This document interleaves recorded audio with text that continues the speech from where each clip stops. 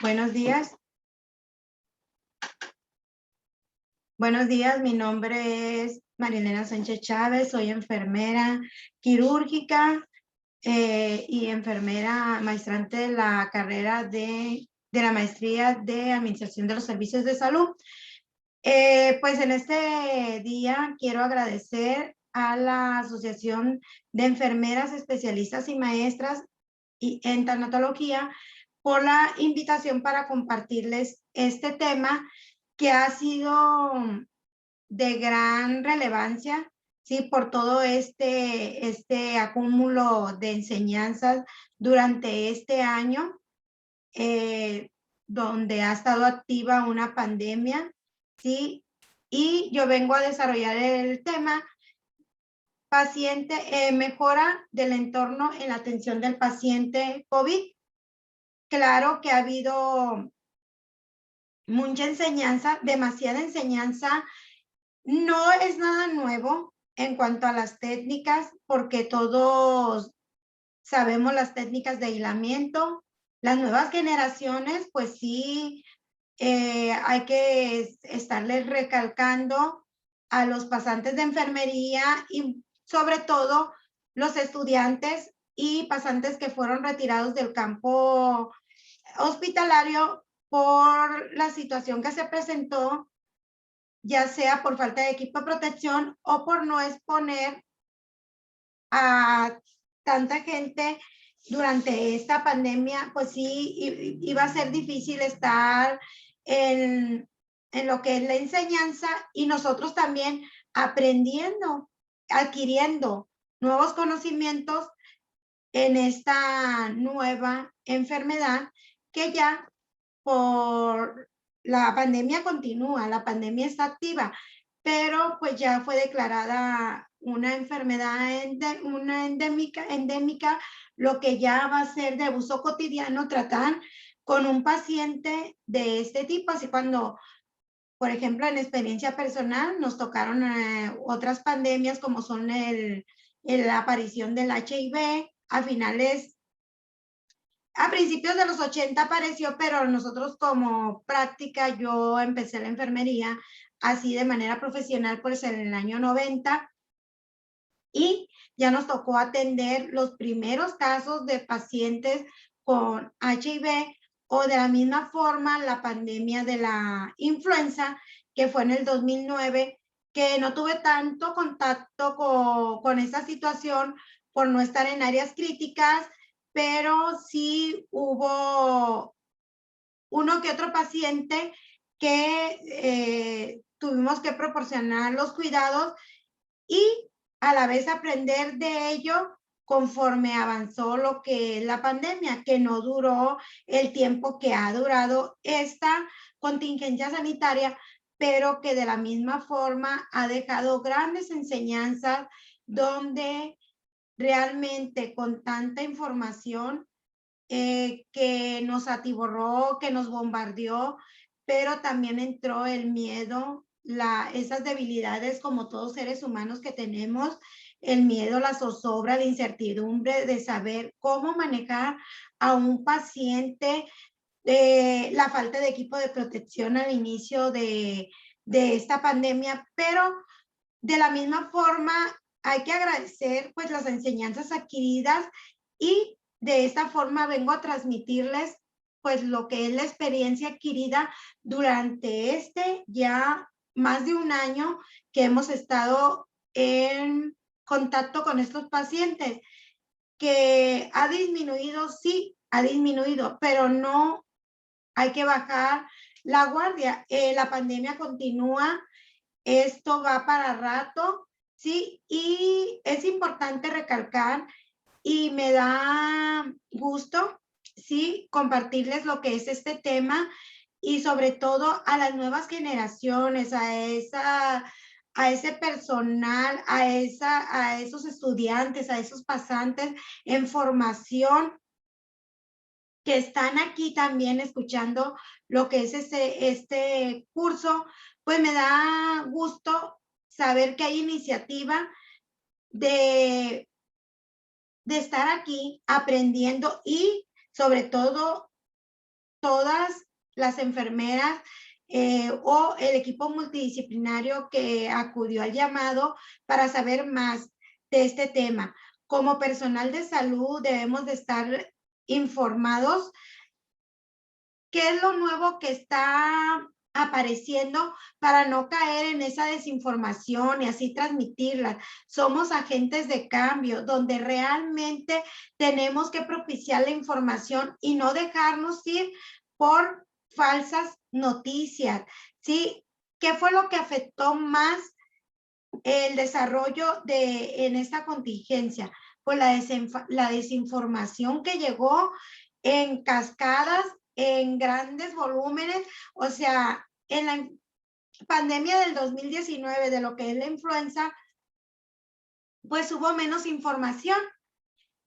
La verdad, yo sí recuerdo que no hubo tanta incertidumbre como en esta, pero aquí fue el acúmulo de información, el pandemonium, ¿sí? Que es considerado el ruido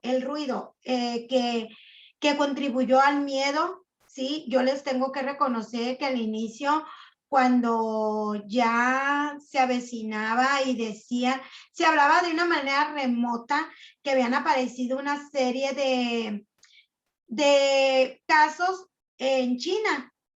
Luego, así fue presentándose en diferentes países, pero se nos hacía, les digo, por lo menos en mi experiencia les puedo compartir, se me hacía como algo remoto que llegara a México. Cuando ya empezó lo que es las pláticas informativas, la falta de capacitación, sí empezó la zozobra, la incertidumbre, el enfrentarnos a una situación desconocida.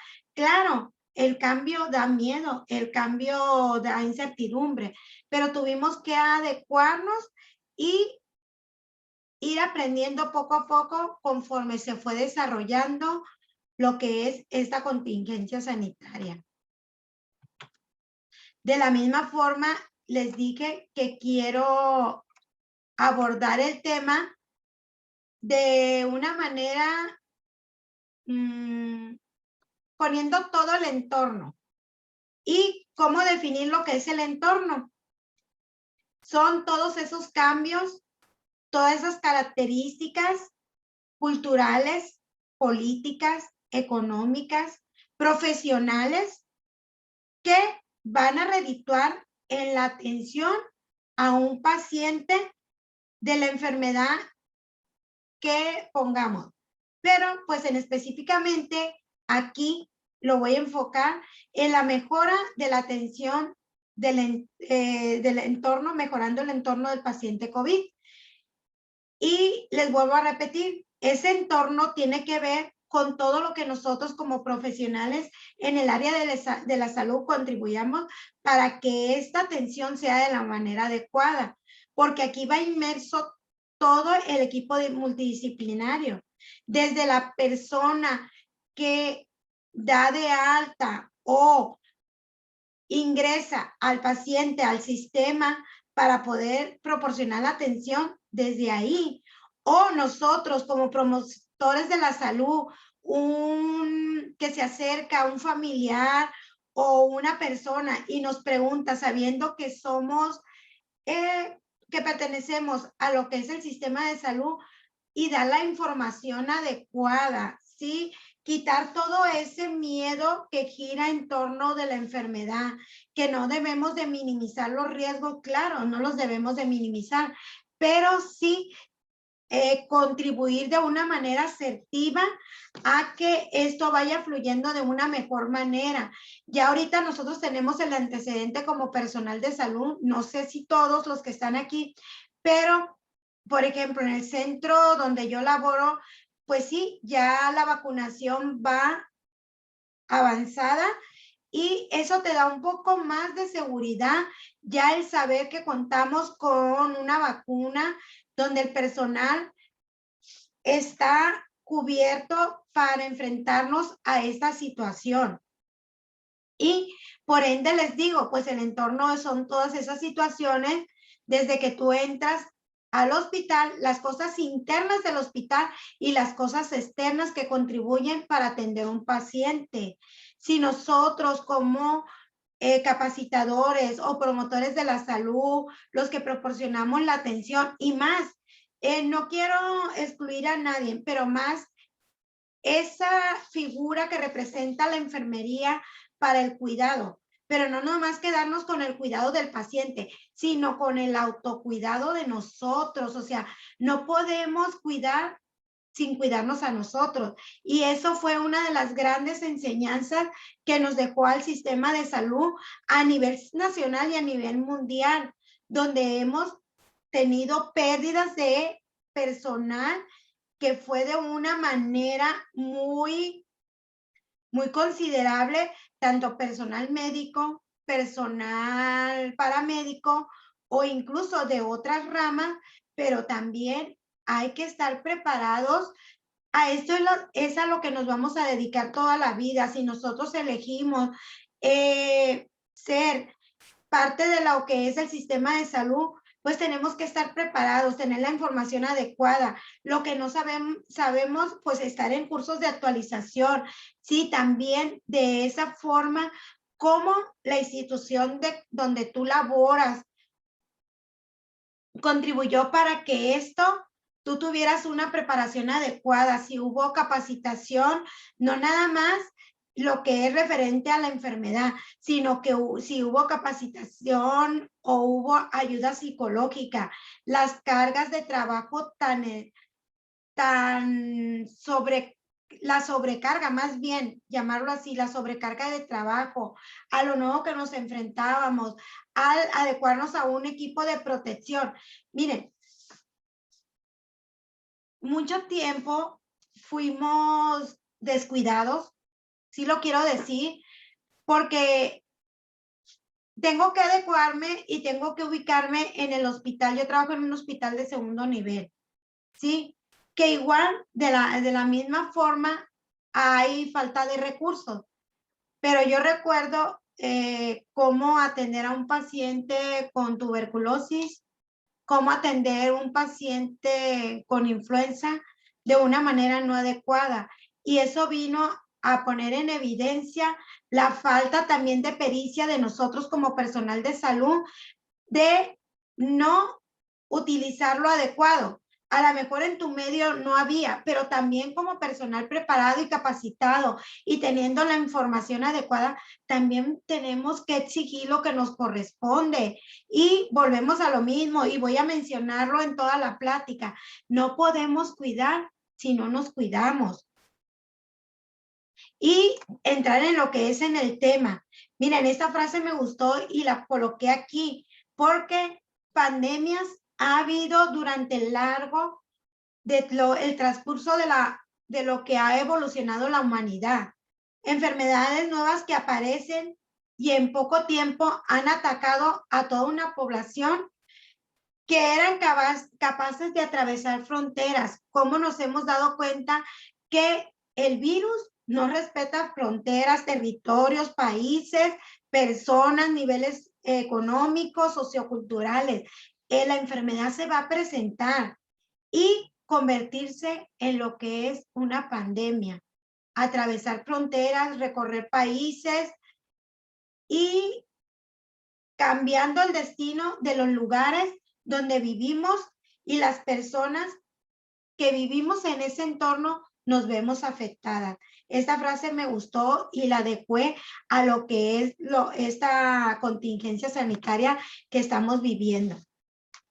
Y de que desde el momento en que el ser humano empezó a aglutinarse, nosotros como seres humanos somos seres sociales, siempre tendemos a estar en sociedad, a reunirnos, ¿sí? Entonces, la enfermedad forma parte del ser humano desde que ha ido evolucionando de una manera interior. En la actualidad estamos sufriendo lo que es esta nueva aparición de esta nueva enfermedad, pero siempre ha habido, desde la edad en que la población mundial fue creciendo, se fueron extendiendo este tipo de enfermedades y fueron afectando regiones del planeta, convirtiéndose en una amenaza para toda la población y a la vez, pues nos dio conocimientos de las mismas. Ahorita vamos a hacer un recorrido por la historia de todas las pandemias. El que aparezcan nuevas enfermedades, pues no es nuevo, o sea, siempre va a haber, y los virus y las bacterias así van también evolucionando junto con el ser humano.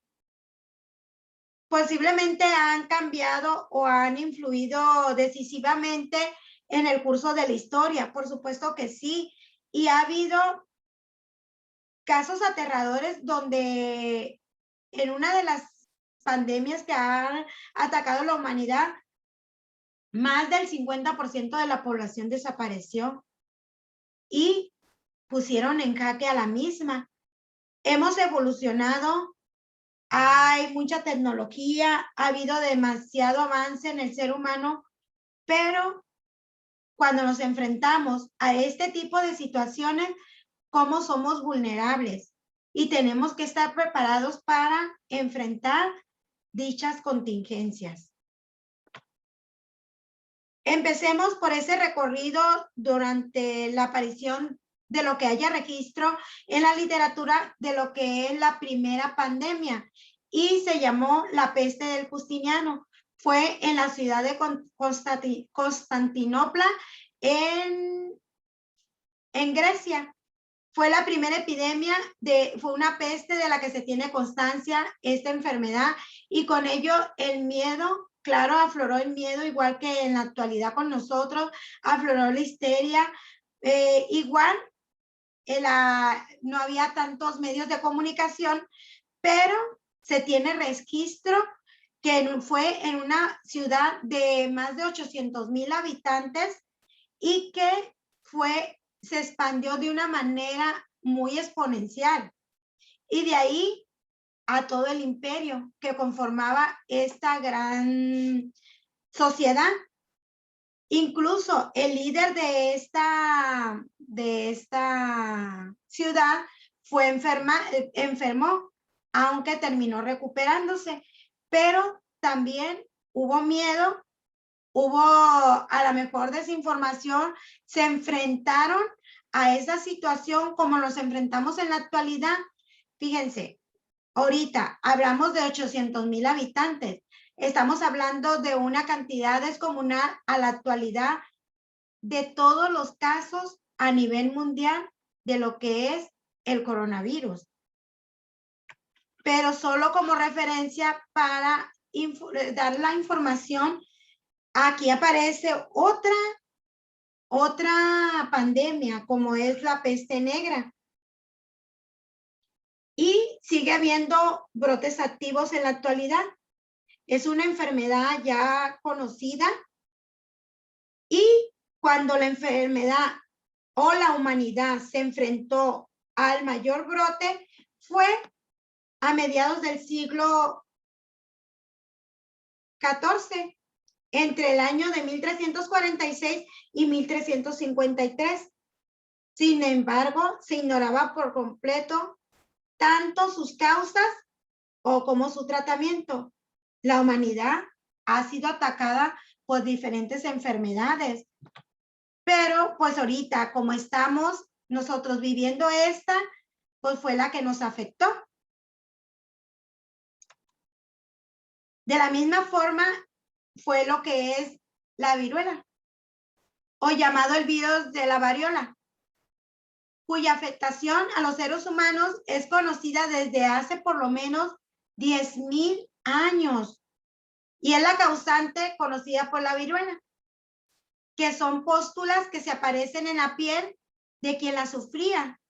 Era una enfermedad grave y extremadamente contagiosa que diezmó a la población mundial desde su aparición. Y aquí estamos hablando que el porcentaje de población que desapareció en ese momento, cuando se enfrentaron a esta pandemia, fue de un 30%.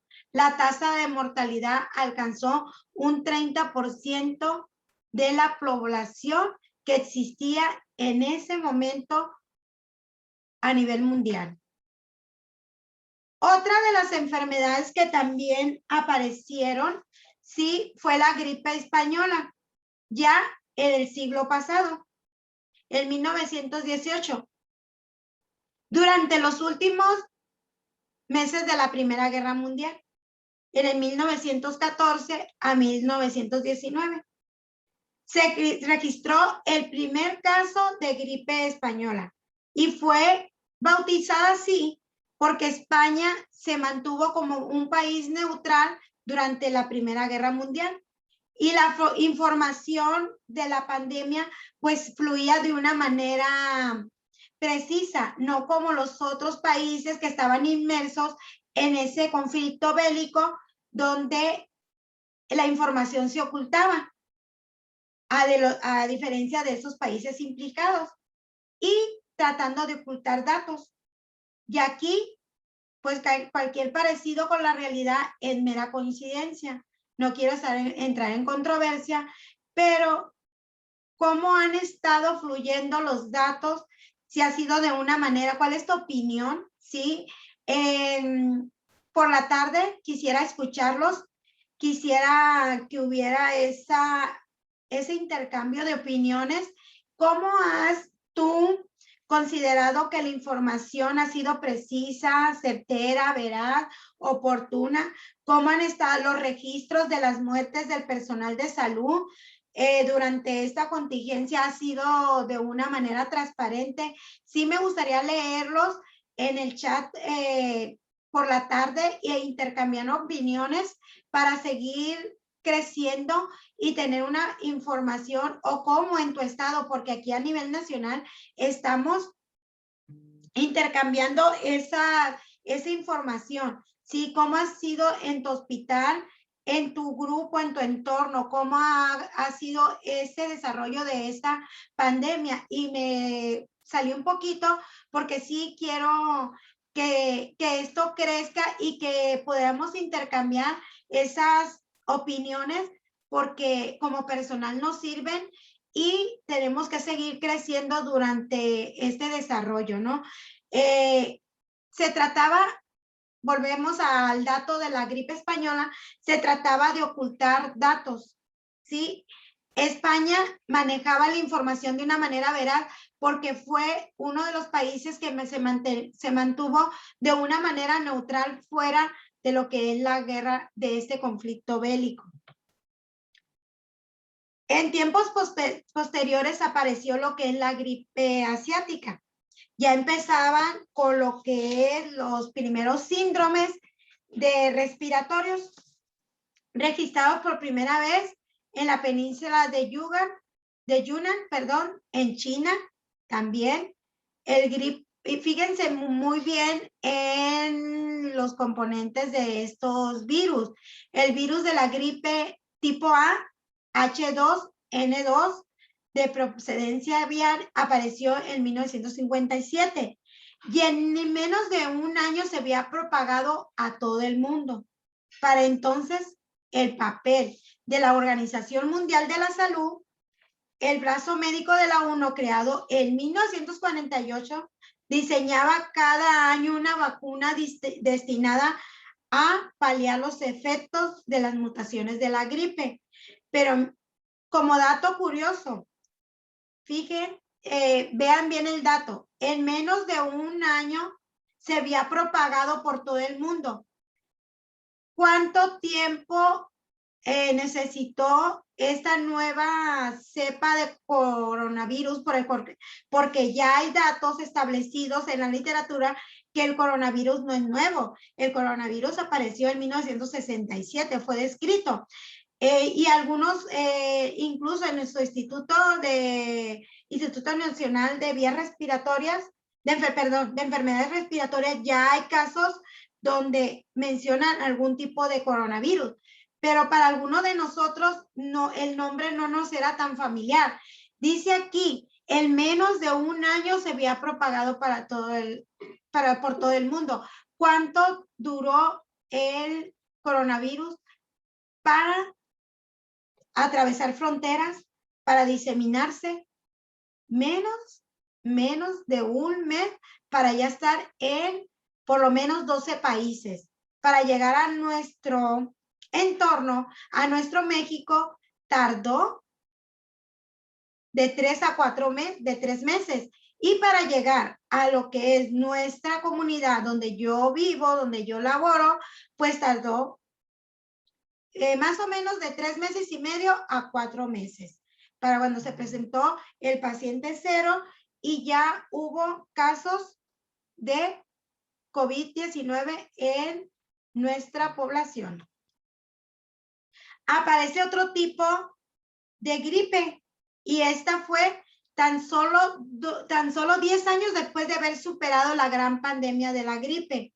Apareció en Asia la llamada gripe de Hong Kong, una variación de virus de la gripe A, H3N2, fue registrada en una ciudad en 1968 y se expandió por todo el mundo en un patrón muy parecido al de la gripe asiática. 1 millón de personas fueron las víctimas que causó esta nueva cepa de gripe. Si se fijan en el recorrido de cuando iniciamos, cómo ha ido alcanzando más población, por ende, de que la población ha ido creciendo de una manera exponencial y pues la tasa de mortalidad proporcional pues tiene que ir aumentando. Y por caso curioso, pues son la aparición en los países asiáticos. En este año, ¿cómo fue la aparición de otra pandemia que fue considerada pandemia? Y les quise poner aquí para que recordemos un poquito, ¿sí? Esa época, bueno, a los que ya hemos avanzado en edad. Y recordemos, quiero que la vayan relacionando con ciertas canciones que se usaban en ese entonces. Esta canción me gusta mucho. Entonces, quise ponérselas ahí para transportarnos en ese tiempo. Una de las pandemias descritas más graves y recientemente conocida por la sociedad. Yo les comentaba cuando yo inicié la enfermería, aquí en mi entorno iniciaban los primeros casos, nos tocaron los primeros casos. Y si tenemos que hablar de si teníamos equipo de protección, era el mínimo, igual. O sea, como que parece que el tiempo se detiene y no hemos evolucionado mucho en cuestiones de las necesidades y las deficiencias de nuestro sistema de salud. Cuando inició la pandemia del COVID-19, ese era uno de los miedos a los que nos enfrentamos el personal de salud por no tener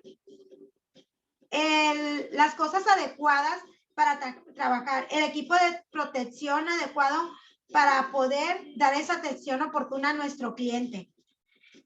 Les digo, el virus de la inmunodeficiencia adquirida fue considerada una de las pandemias más graves a las que ha atacado la sociedad y como enfermedad endémica sigue cobrando vidas, aunque hay y se ponen ya como a disposición de la humanidad esas nuevas retrovirales, incluso una vacuna, pues no es accesible para todo el mundo. Los primeros casos documentados tuvieron lugar en 1981 y desde entonces se extendió por todo el mundo, concentrándose en gran parte de los esfuerzos de las organizaciones mundiales de la salud. Ahorita hay demasiadas organizaciones que se enfocan a la atención, ha avanzado, sí, para detener esta endemia, sí, ha avanzado, pero falta muchísimo todavía. ¿Cuántos pacientes nos tocan a la semana o al mes atender de esta patología? Pues todavía bastantes pacientes, ¿sí? Donde no tenemos, donde sí contribuye el entorno, donde el nivel cultural influye, donde el nivel socioeconómico influye, sí. Hay información, se ha avanzado, claro, pero todavía sigue apareciendo casos y sigue habiendo deficiencias en la atención de los mismos. Bueno, ahora vamos siguiendo el recorrido de esas pandemias. Apareció lo que es la influenza en el 2009, H1N1. Una pandemia de influenza es un brote mundial de un nuevo virus de la influenza, que es muy diferente a los virus de la influenza estacional, que han circulado recientemente o que están en circulación en este momento. Los virus de la influenza cambian constantemente, lo que es posible que, aunque sucede en muy raras ocasiones, que un virus de influenza no humana cambie de forma tal que puede infectar con facilidad a los seres humanos y propagarse eficazmente de persona a persona. Aquí, en esta pandemia, les digo, hubo menos información, hubo menos ruido, pero también hubo deficiencias en el equipo de protección. Les puse esta canción para que se recuerden esos años y realmente cómo se enfrentaron ustedes. También me gustaría por la tarde, cómo se enfrentaron, cuál fue la diferencia, cómo se enfrentaron a esta pandemia, a lo que hemos vivido hoy. Realmente el equipo de protección fluyó, la capacitación, que es una de las cosas en las que hemos estado deficientes en el sistema de salud. La capacitación llega de una manera, ya no se vale decir, vamos a hacer ensayo y error o sobre la marcha. Debemos de buscar tener una capacitación accesible, oportuna, veraz, que realmente cuando aparezcan este tipo de situaciones, nosotros nos enfrentemos de una manera más segura. Y les estoy hablando en cuanto a información y en cuanto a equipo de protección. El personal, claro que se puede capacitar. Más adelante voy a hablar cómo la tecnología nos puede ayudar. Ahorita estamos aquí cuando no podemos tener grupos grandes, reunirnos como nos reuníamos en esas conferencias, en esos simposios, en esos congresos. No nos podemos reunir de esa manera, pero sí aquí en estos foros, cómo la tecnología ha ayudado para yo compartir mi experiencia y que tú me la compartas a mí, porque eso se trata de seguir creciendo como enfermera y dar lo mejor, y no nomás como enfermera, sino como trabajadora social, como médico, como el personal de intendencia que contribuye a que la atención sea de una manera adecuada.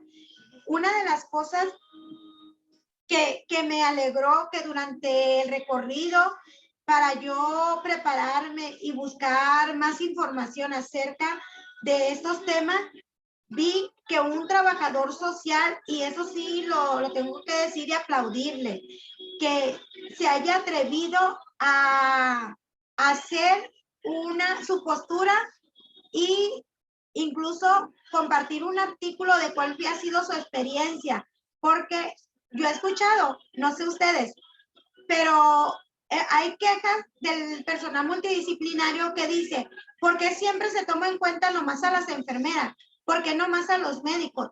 Pero mi pregunta es, hay que contribuir. Yo sé que son una pieza importante y cada uno, la secretaria, el personal de trabajo social, el paramédico, el camillero, el de intendencia, claro que son piezas cruciales en la atención de nuestro paciente, pero también, ¿qué contribuimos nosotros? ¿Qué aportamos para que se nos siga tomando en cuenta? Y no es una crítica, es una aportación. Y me dio gusto encontrar un artículo de un trabajador social. Hay que proponer, hay que decir, aquí estoy, hay que levantar la mano. Nosotros también somos parte del sistema de salud y crecer todos como equipo.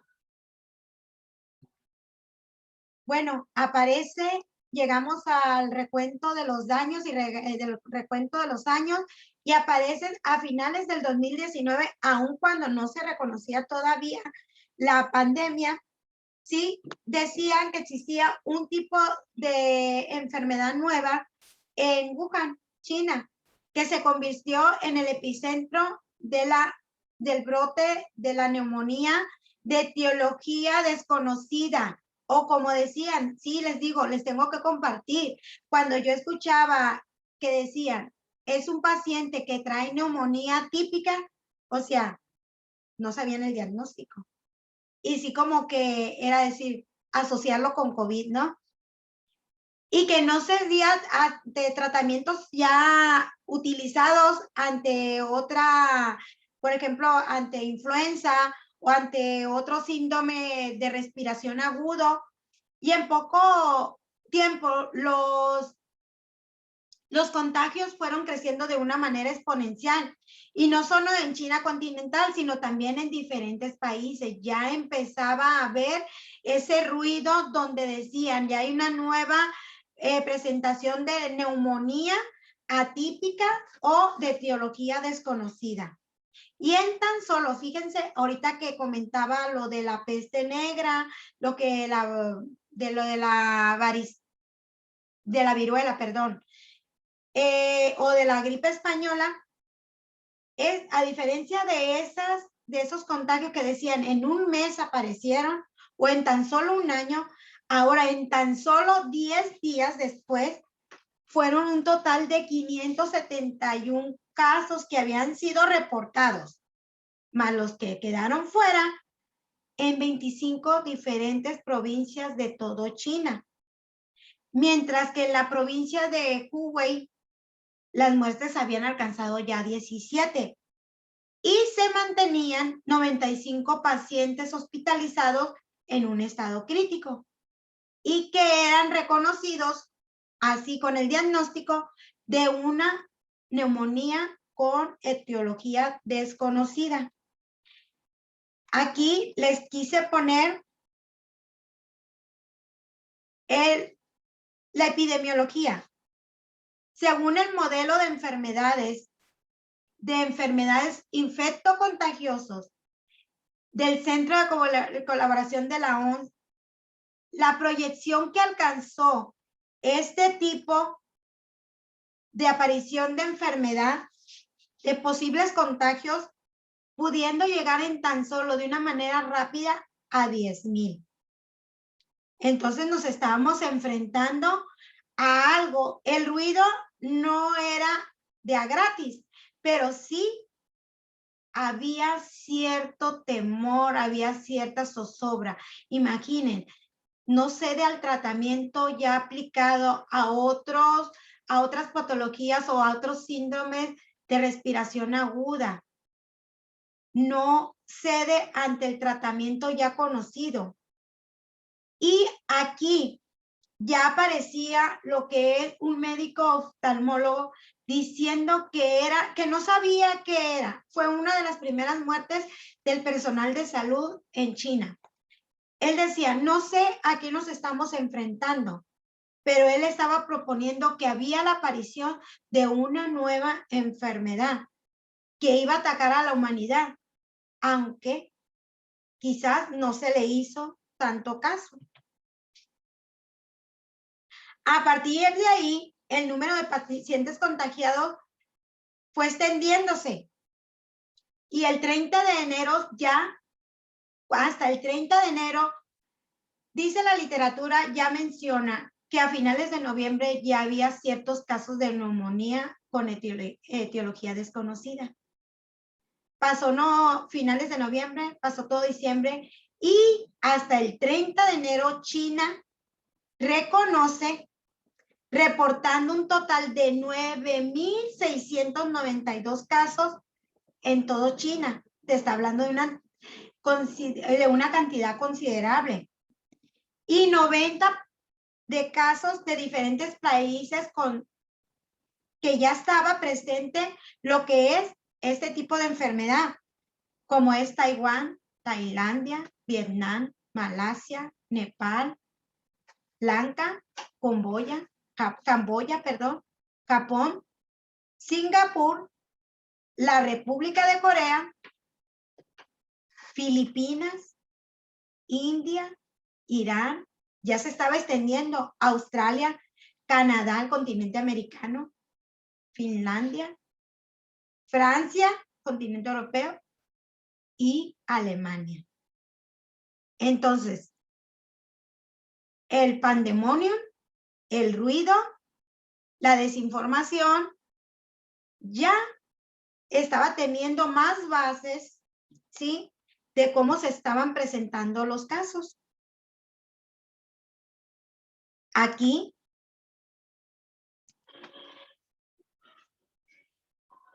hasta el momento, se conocían como dato de que esto no era nuevo, que en 1966 Bione ya describía el coronavirus, pero tomó auge con esta pandemia, porque se hablaba que fue mutado de lo que es el animal al ser humano. Había muchas teorías, había mucha desinformación. Lo que sí era cierto es que este virus es de un tipo de ARN positivo, de cadena simple, envuelto en lipídico, o sea que contiene muchísima grasa, que pueden afectar un amplio rango de animales, incluso a los humanos. O sea, la teoría de este científico adquiría relevancia. Vámonos ya aterrizando a lo que es nuestro entorno, nuestro México. El primer caso de COVID-19 se detectó el 27 de febrero de 2020 en el Instituto Nacional de Enfermedades Respiratorias, el INER. Y para el 30 de abril, 64 días después, este primer diagnóstico aumentó. Fue adquiriendo más relevancia, alcanzando casi de 20,000 casos confirmados, con un porcentaje del 10, casi del 10% de personas fallecidas. En respuesta a este brote global de la COVID-19, y ya se empezó a conocer más de esta enfermedad, y por ende estar adecuando la aparición y el fomento de nuevos tratamientos para poder contrarrestar la enfermedad. Aquí, en lo que es abril, la pandemia ya, en lo que les digo, mi entorno ya había arrancado, ya teníamos varios pacientes, ya se habían presentado varios casos, empezaba a haber afluencia, el personal de salud vulnerable, el personal en edad vulnerable, el personal con comorbilidades adquiridas como diabetes, hipertensión, pues tuvieron que ser retirados del campo, y por ende los que nos quedamos a laborar, la sobrecarga de trabajo, aparte de la desinformación, de la falta de capacitación, de el uso inadecuado de los recursos, pues sí nos ponían en un panorama no muy agradable. Les puse esta canción porque realmente yo sí la asocio con ese cambio de paradigmas en el sistema de salud, con ese cambio de actitud de mucho personal, con que las nuevas generaciones entiendan que el conocimiento te da poder, pero no poder para quererte más, poder para poderte enfrentar a situaciones difíciles, que van a seguir apareciendo epidemias, pandemias, claro que van a seguir apareciendo. No sé con qué diferencia de tiempo, porque si se dieron cuenta en este recorrido, pues aparecían en siglos o aparecieron ya en décadas. Y en esta ocasión, del 2009 a lo del 2021, ¿cuántos años pasaron para que apareciera otra nueva enfermedad? Pues sí, esa es más común. Quizás los nuevos que van, ese personal en formación, necesita mucha capacitación, necesita estar en el campo ya. Esta situación es endémica, se tienen que adecuar los procesos para la atención del paciente, sí, que las condiciones sean seguras. Esa es una recomendación de la Organización Mundial de la Salud que le hizo a nuestro país. La deficiencia en número, en cantidad, la falta de personal, de competencias en el personal para atender patologías críticas. Entonces, nuestro sistema tiene una tarea enorme para poder enfrentarnos a los nuevos riesgos. Ese sistema tan dinámico y complejo tiene que cambiar en muchas formas, que lo iremos revisando en el transcurso de este curso, de este tema del paciente COVID. Vamos a ver todas las situaciones que se presentaron, las otras muertes del COVID, cómo afectó. Y para no desviarnos más del tema, el 11 de marzo ya había 118,000 casos reportados en 114 países a nivel mundial y 4,291 personas fallecidas. Lo confirmó la Organización Mundial de la Salud. Declara que este brote de la enfermedad es considerada ya como una pandemia y que el causante de el virus que causa esta enfermedad ya fue bautizado como el SARS-CoV-2.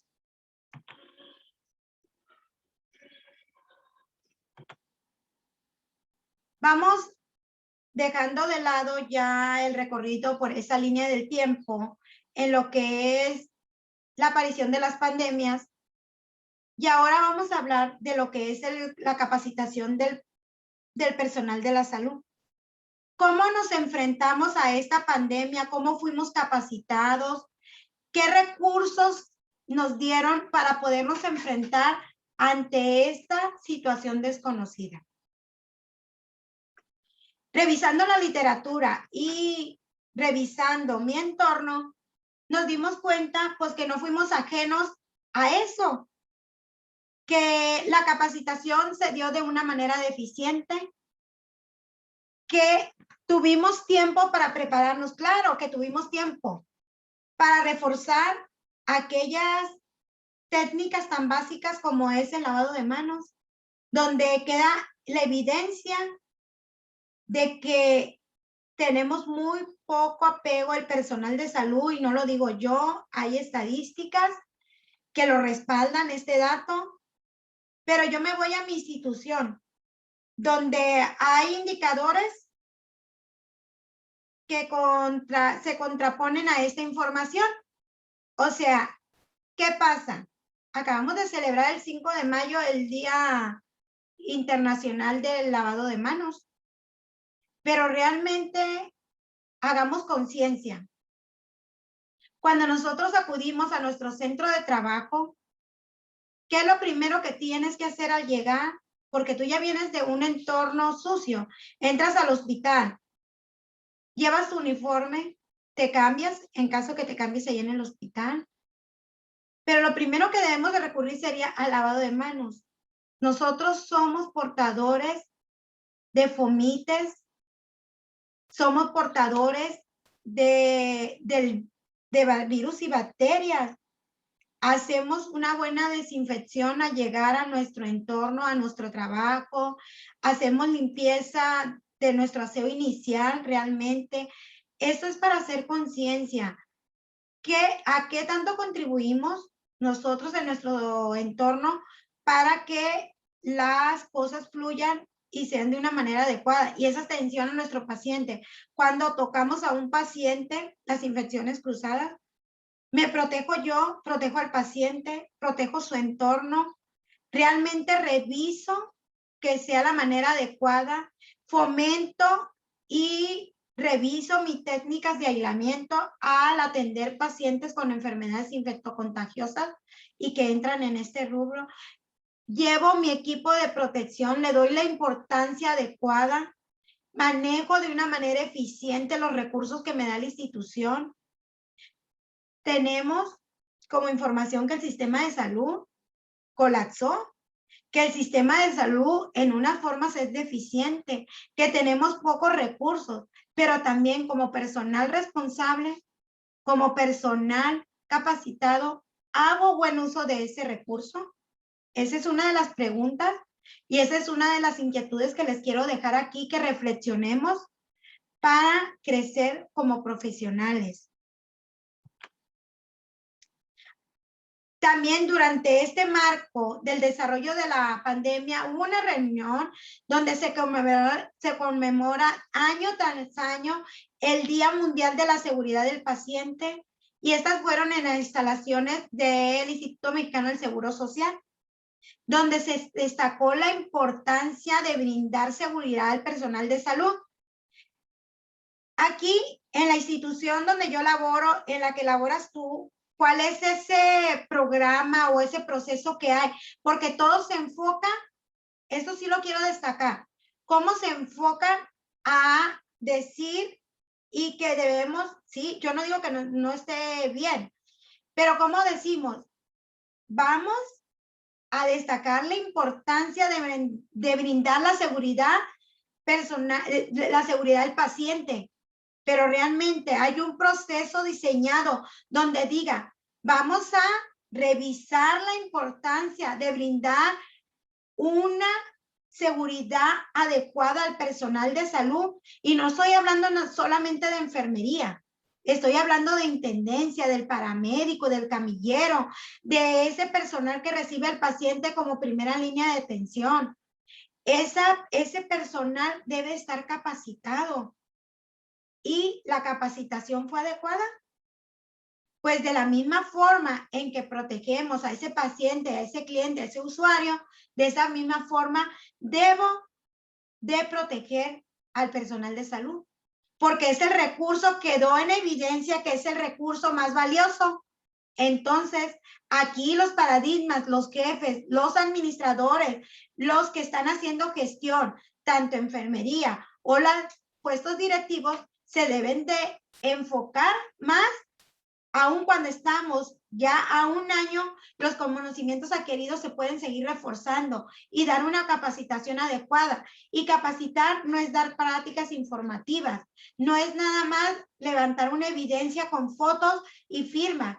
Capacitar es irme, respirar los procesos, irme a la línea de atención, irme a donde está la enfermera, el médico, el intendente, esa secretaria. ¿Qué inquietudes tienes? Realmente tú estás capacitada, y no es con un estado punitivo, sino más bien es preguntar y reforzar los procesos.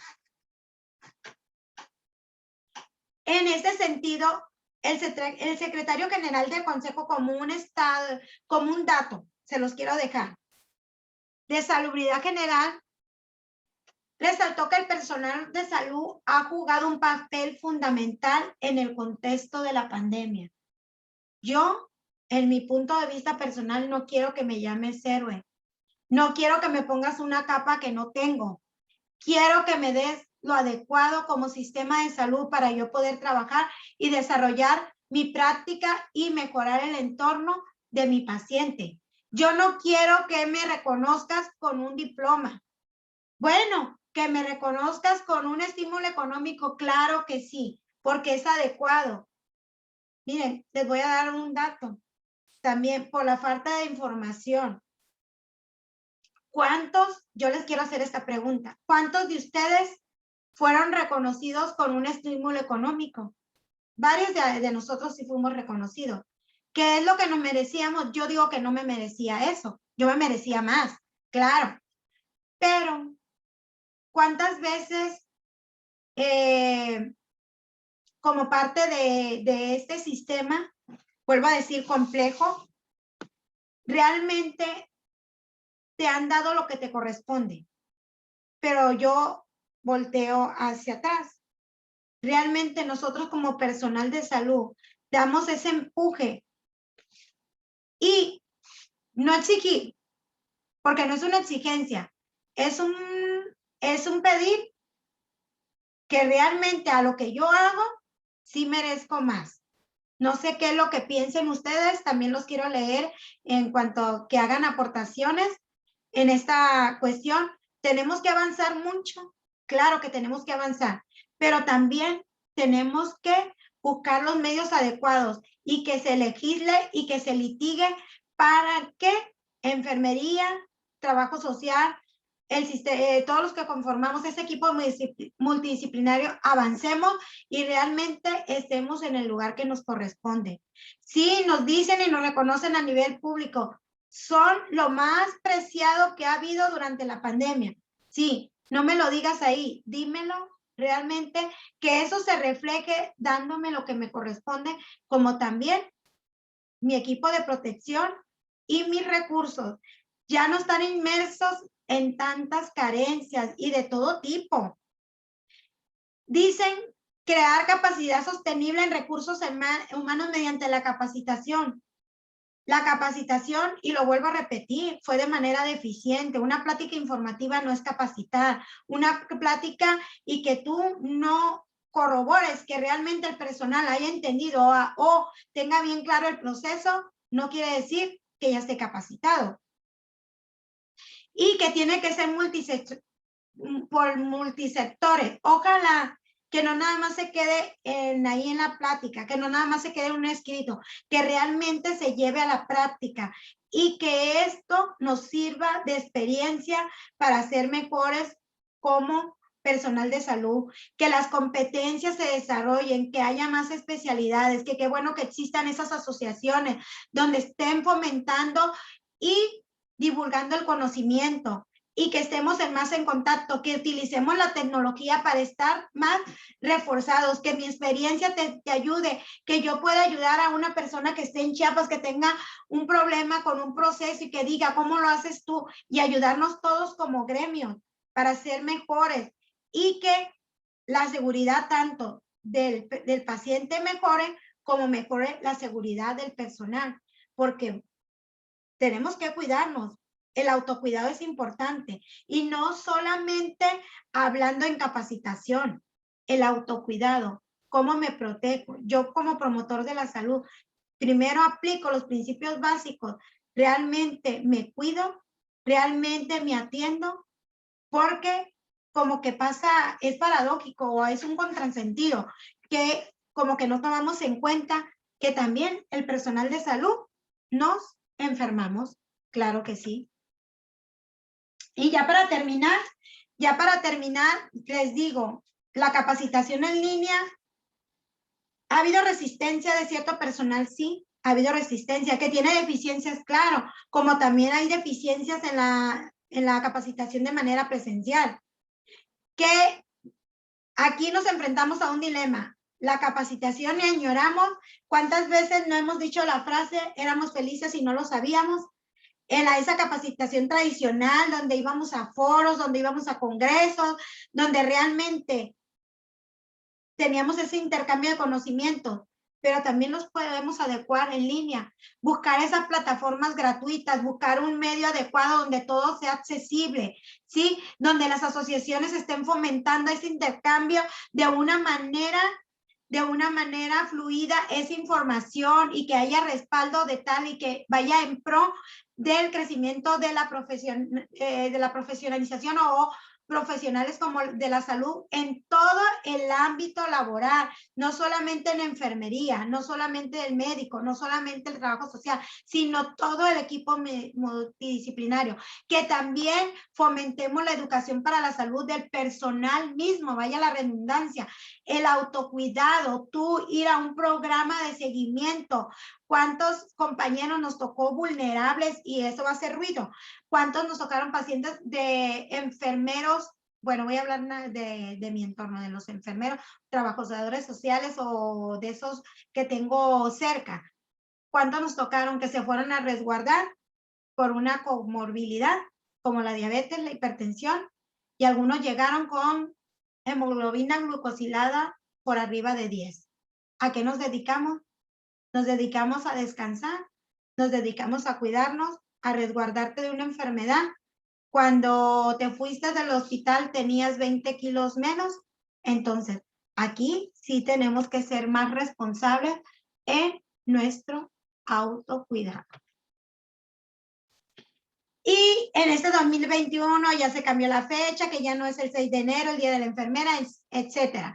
Pero como contexto del Día Nacional de la Enfermera, Cristian Morales, que es el representante de la Organización Panamericana de la Salud y de la Organización Mundial de la Salud en México, participó en una conferencia donde dijo que sobre esta enfermedad, que cabe destacar que a lo largo de la historia el personal de enfermería nos echó muchas porras, ha estado en primera lucha en contra de las pandemias y las epidemias que amenazan la salud a nivel mundial y que ha quedado demostrado su valentía, su compasión, su coraje, como sucede en esta, y que su participación fue la columna vertebral de esta pandemia. Pero volvemos a lo mismo. Quiero leerlos, quiero que escucharlos en la tarde e intercambiar opiniones. ¿Qué opinas tú acerca de esta situación de que pues en el 2020 se conmemorará el Año Internacional de la Enfermera, que lo decretó la Organización Mundial de la Salud? Y realmente señaló lo que les decía, que hemos sido la columna vertebral en esta pandemia. Ya no los quiero entretener más tiempo, quiero leerlos en la tarde, quiero intercambiar opiniones, quiero dejarles algo en la tarde también, que otro apartado que voy a contribuir ahí. Esta es una información, pero en el intercambio quiero hacer dinámico la interacción con ustedes. Entonces aquí les voy a dejar nada más un bonito video que se hizo el año pasado durante la pandemia.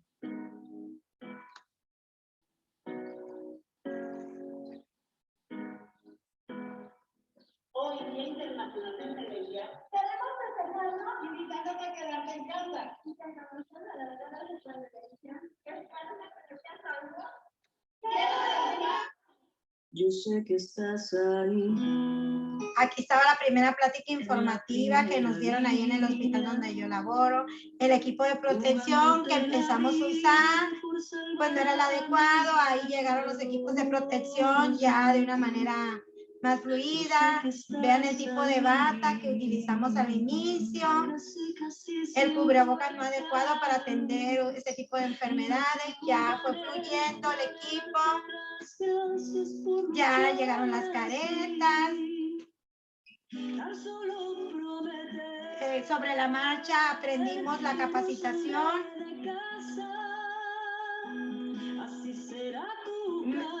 Tuvimos que hacer hasta cubrebocas de fieltro porque no había. Nos lo regaló un médico de ahí del hospital.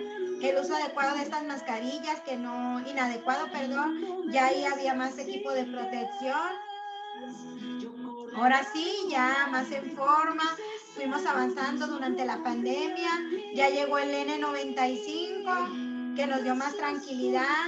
El personal importante haciendo su labor, la cápsula de traslado de los pacientes. Todos somos importantes. Todos somos parte importante de este equipo multidisciplinario. El 12 de mayo se celebra el Día Internacional de la Enfermera. Sigamos cuidando conciencia, sigamos cuidando todos los enfermeros, todas las enfermeras, cuidando conciencia, cuidando con amor, cuidando con responsabilidad. Y pues lo que les decía, el equipo de protección personal, ya de una manera más adecuada. En equipo es mejor. Aquí ya integrándonos todo como primera línea de atención, antes de ponernos nuestro traje, por supuesto. Y así,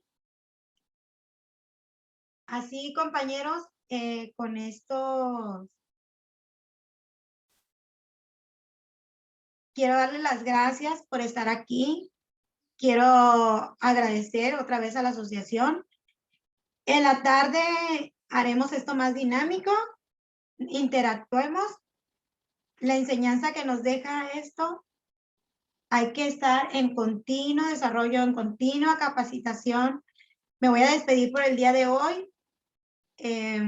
Más tarde nos comunicamos y con esto damos por terminada la primera información del día.